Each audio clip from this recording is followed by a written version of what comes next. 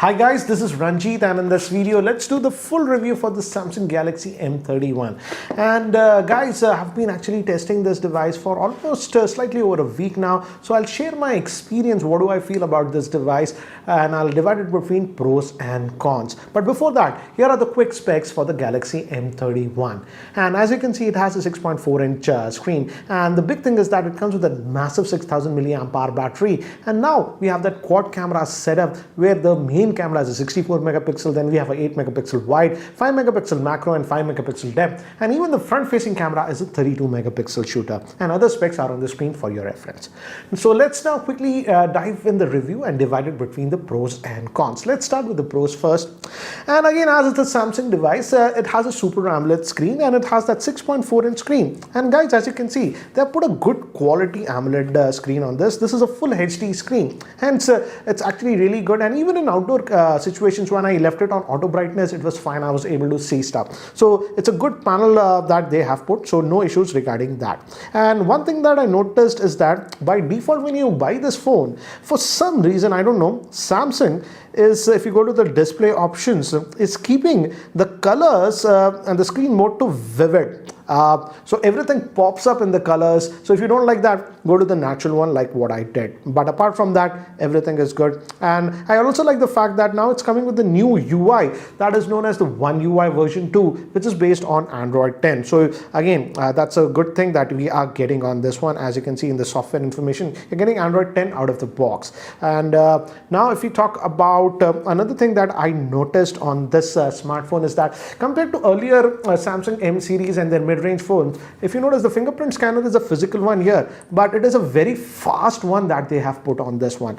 So again, that's actually a nice thing. But one thing to notice that if your fingers are moist, like many fingerprint scanners, this will also not work. So again, make sure your fingerprint is not moist. But apart from that, as you can see, it works very well. Another very important thing with this device is that it has that massive 6000 milliamp hour battery. But I'm happy to say that the weight balance of this phone is done very well. So it does not feel like a brick. Actually, I asked many people, cousins, etc., to hold this phone. And when I told them this has a 6000 milliamp hour battery, they were surprised that it didn't feel that heavy. Yes, it's obviously a little bit chunky as it has that big battery, but the weight balance has been done well. So that's actually a nice thing. But the back is that polycarbonate back, as you can see. So it's a sort of a fingerprint magnet. Now, if we talk about the processor used on this one is the Exynos 9611. That's based on 10 nanometer process, and this is SoC is used on quite a few Samsung mid-range phones like the earlier M30s and even the new A51. And I would say it handles this one fine without any issues with this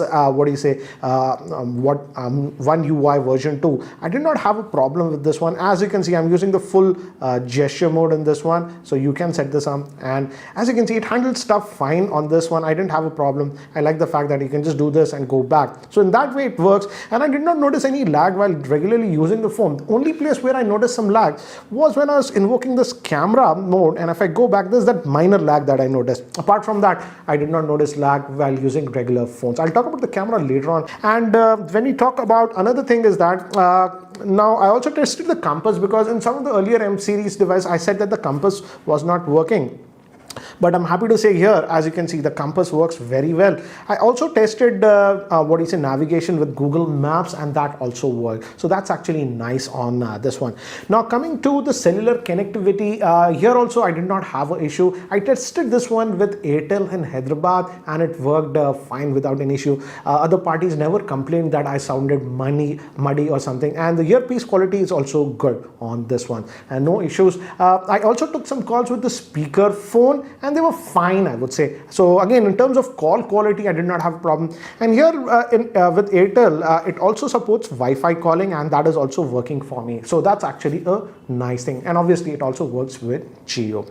Now if we talk about another thing, that is gaming. Again, this is not a gaming centric smartphone, but I did try Call of Duty, and as you can see, it played Call of Duty fine. But again, by default the graphics were set to medium, medium, and I would say don't exceed that medium graphic setting. If you keep it like that, then it plays fine. So it's not like you cannot play games with this one. You can play games with this one, but again, with heavy games, you might have to keep the graphic settings to medium.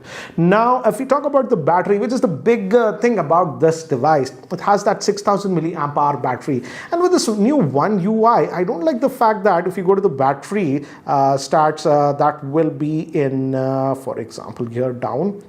If we go to device care, here we have the battery stat.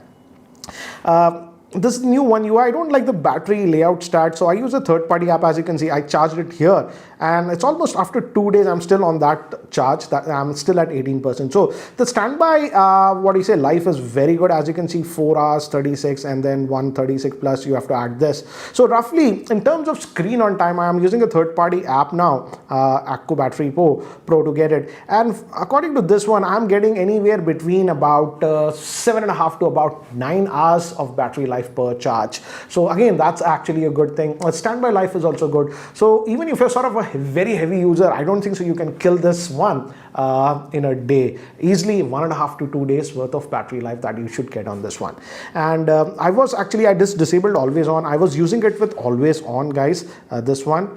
So you can actually disable this. I've kept it to tab, but I was using it like this, and even with that I was getting about that 7.5 to about roughly about 9 hours of battery life, and the standby time is also good.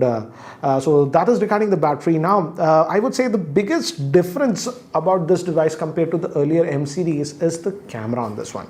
Now we have that main camera is a 64 megapixel shooter on this one, and next we have that the wide angle lens. Then we have a 5 megapixel for depth and 5 megapixel for macro shots, and even the front facing camera is a massive 32 megapixel shooter. And I would say the camera performance was very good, and I've taken a lot of camera samples with this one. So here are the samples to give you an idea. So these samples were taken with the rear facing camera, and as you can see, the pictures came out good, and also in terms of color reproduction it was good. This was the regular shot, and here I used the wide angle lens, and as you can see in outdoor lighting, the pictures came out to be really good. Now this is very dull lit restaurant lighting, as you can see, but I was surprised that here also, as you can see, it's very dim lighting. It did a good job. This was regular shot, and we also have that image optimizer, and it did a better job. This was the regular shot, and this was that wide angle lens. Again, I took some sample shots here also. It was very low lighting, so yes, there is a little bit of pixelation, but overall it did a decent job. And these samples were taken in artificial lighting in my office, and as you can see, it did a good job here also. Now some outdoor sample shots that I took, and this was with that portrait mode, regular mode, again that background blur mode, and again as you can see, it came out natural. These were with the front facing camera, and the front facing camera shots also, as you can see, came out actually really good. But again, be careful with the background blur. You can increase it, and then it starts to blur your hair. And these were taken in typical indoor artificial lighting conditions, and as you can see here also, it did a good job.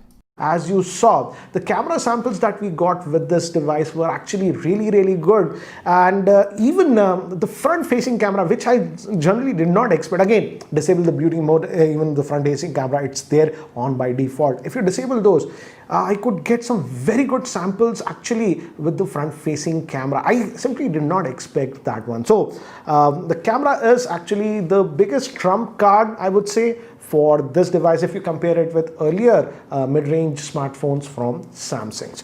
So these were the good things about this device. Now let's talk about the cons. Now guys, as this has that massive 6000 milliamp hour battery, Samsung supplied just a normal 15-watt charger with this one, and it does take quite a bit of time. I did not time it exactly because I was charging it mostly at night, but you could say almost about 3 hours it will take to fully charge. It charges actually pretty quickly up to about 75%, but the last 25% does take time. So I was curious. I have this 25-watt charger from Samsung itself. This is with the Galaxy S20 Plus, and many of the new smartphones with Samsung are coming with this. I tried this with the power meter, but this simply did not make any difference. The supplied charger was also pulling about 14.67 watts, and that's actually the case even with this 25 watt fast charger. It was not pulling more than 14 to 14.5 watt. So again, if you even put a faster, charger, try to use with this one, it won't make a difference. The maximum current it was pulling is 14.6 watts. So that is something you have to note. And another thing is that, again, if you notice, we don't have any physical LED notification light on this one. Yes, you can enable this one and it does help, but again, no physical LED notification that we are getting on this one. Now another small con I would say is that the speakers are good enough, guys. Don't get me wrong that it's bad or something, but when I actually tested the speakers, I felt that it could have been slightly louder. As you can see, I'm trying to. Hi guys, this is Ranjit, and in this video, let's do the proper unboxing and first look. Only single speaker. As you can see, you can completely block it like this. This is the proper Indian unit. So, as you see, the speaker is adequate, I would say, but I wished it was slightly louder. It's not a major con, but sort of nitpicking that I felt. And another thing is that if you've seen the unboxing, strangely, Samsung does not provide any case within the box. And again, without the case, as you can see, at least in this black color, this is sort of a fingerprint magnet. So again, you might have to buy an external case for this one. And again, as I've told you earlier, you can do some gaming with this one, but I would not suggest this smartphone for heavy gamers. So who is this smartphone for? I would say the biggest strength of this smartphone is that massive 6000 milliamp hour battery. If you're always worried about that battery life, you are sort of a heavy user who finishes battery life and you just can't get that full one working day. Go with this. This will easily last you for a day or even 1.5 days, even if you're a sort of heavy user. And the second major improvement that I saw is in terms of cameras. Not only the rear facing cameras, but even the front facing camera was actually really good on this one. In fact, I would say one of the best that I've seen from a mid-range smartphone from Samsung. The camera is that good. And lastly, I know many people prefer an AMOLED screen. So yes, it does have a decent AMOLED screen. So guys, if you're looking for a Samsung mid-range smartphone, I can certainly say this is actually one of the best mid-range smartphone that Samsung has released for the price point of about 15,000. Anyways guys, that's it for now for the review of the Samsung Galaxy M31. If you guys are still not subscribed to my YouTube channel, hit that subscribe button. This is Ranjit and I hope to see you in my next video. Take care guys.